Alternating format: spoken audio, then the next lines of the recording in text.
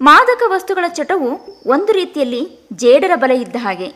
ಜೇಡ ಹೇಗೆ ತನ್ನ ಸುತ್ತ ತಾನೇ ಬಲೆ ಕಟ್ಟಿಕೊಳ್ಳುತ್ತೋ, ಅದರಿಂದ ಹೊರಬರಲಾರದ ಕೊನೆಗೆ ತನ್ನ ಅಂತ್ಯವನ್ನು ತಾನೇ ಕಂಡುಕೊಳ್ಳುತ್ತೋ, ಹಾಗೆ ಮಾದಕ ವ್ಯಸನಿಗಳು ಸಹ. ಗೊತ್ತಿದ್ದೋ ಗೊತ್ತಿಲ್ಲದೆಯೋ ಅನೇಕ ಯುವಕರು ಈ ಬಲೆಯಲ್ಲಿ ಸಿಕ್ಕಿ ಹಾಕಿಕೊಂಡು ಹೊರಬರಲು ಸಾಧ್ಯ ಆಗದೆ ನರಳಾಡ್ತಾ ಇದ್ದಾರೆ. ಇದರಿಂದ ಕೌಟುಂಬಿಕವಾಗಿ, ಸಾಮಾಜಿಕವಾಗಿ ಬೆಲೆಯಿಲ್ಲದ ವ್ಯಕ್ತಿಗಳಾಗಿ ಕಂಡುಬರ್ತಾರೆ. ಇವರಿಂದ ಕುಟುಂಬದ ಮತ್ತು ಸಮಾಜದ ಮೇಲೂ ಕೆಟ್ಟ ಪರಿಣಾಮ ಬೀರುತ್ತೆ. ಆರ್ಥಿಕವಾಗಿ ದಿವಾಳಿ ಆಗ್ತಾರೆ, ಆರೋಗ್ಯವನ್ನು ಕಳೆದುಕೊಳ್ತಾರೆ.